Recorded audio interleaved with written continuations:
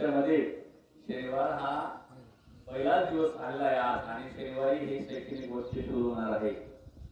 तर असो शासनाच्या नियमाप्रमाणे महाराष्ट्र राज्य शासनाच्या सूचनेनुसार आपल्याला सर्वांना पहिली ते आठवीच्या सर्व विद्यार्थ्यांना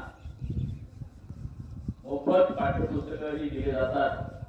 आणि दुसरा प्रश्न असा आहे, आज शैक्षणिक वर्षाची सुरुवात वर्षाचा पहिला दिवस आणि आजच्या पहिल्या दिवशी जे नवोगत विद्यार्थी असतात त्यांचा नवीन प्रवेश आपल्या विद्यालयामध्ये होतो।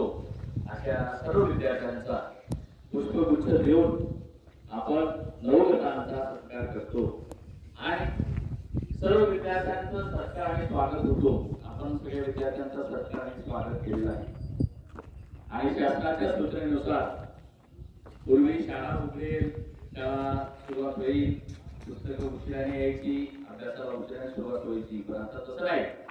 शासनाच्या गाईडलाईन नुसार पहिल्या दिवशी विद्यार्थ्यांना पुस्तकं हातात दिली गेली पाहिजे आणि पहिल्या दिवशी विद्यार्थ्यांना अध्यापनाचं काम हे सुरू झालं पाहिजे आणि शासनाच्या नियमानुसार, शासनाच्या सूचनेनुसार, आदेशान्वये आज आपण पहिल्या दिवशी आज तुम्हाला पुस्तकंही दिलेली आहेत आणि पहिल्या दिवसापासून अध्यापनाचं काम हे पहिल्या दिवसापासून सुरू होईल।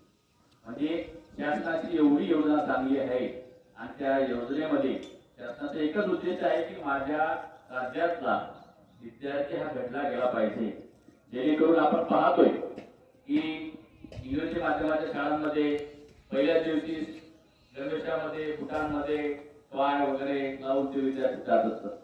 आपण ग्रामीण भागामध्ये राहतो, कदाचित तुमच्याकडेही गणवेश होता 6वी, 7वी, 8वी, 9वी, 10वीच्या विद्यार्थ्यांकडे, पण तो कदाचित तो फाटला असावा, तो गणवेश लहान झाला, तो तुम्ही मोठे झाले म्हणजे अंतर पडलं तुमच्यामध्ये, कपड्यामध्ये तुमच्यामध्ये, कदाचित तसंही असावं म्हणून तुम्ही आज गणवेशात आले नसावे। पण सर्व विद्यार्थ्यांना सूचना आहे, सर्वांनी गणवेशातच यायचं आहे। विद्यालयामध्ये 5वीला बरेच विद्यार्थी प्रवेशित झाले, 6वीलाही झाला, 7वीला झाला, 10वीला झाले, अजून कोणी असेल 5वीला प्रवेशित होणारा, 6वी, 7वी, 8वी, 9वी, 10वीला प्रवेशित होणार आहे, अशा विद्यार्थ्यांना आपल्याकडे ऑफिसमध्ये तुमच्या वर्ग शिक्षकांकडे जरी आणलं तरी आपण त्यांना प्रवेशित करून घेऊ। शासनाच्या अनेक योजना आहेत।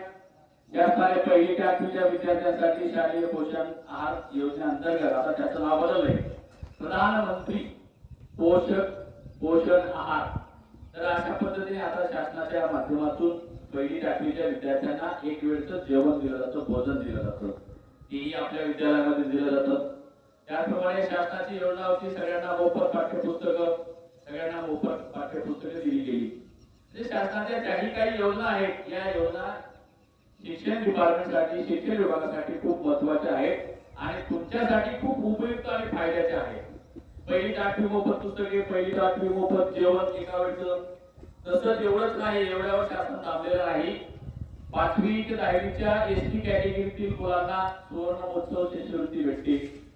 5वी ते 7वीच्या विद्यार्थ्यांना 1500 रुपये भेटतात, 8वी ते 10वीच्या विद्यार्थ्यांना 2000 रुपये भेटतात। एसटी कॅटेगरीमध्ये भिल्ल असेल, ठाकूर असेल, कोळी असेल, मावशी असेल, पावडा असेल, अन्य एसटी कॅटेगरीमध्ये येणारे जेवढ्या जाती आहेत तेवढ्या सर्व विद्यार्थ्यांना त्या ठिकाणी हा सुवर्ण महोत्सवाचा लाभ भेटतो।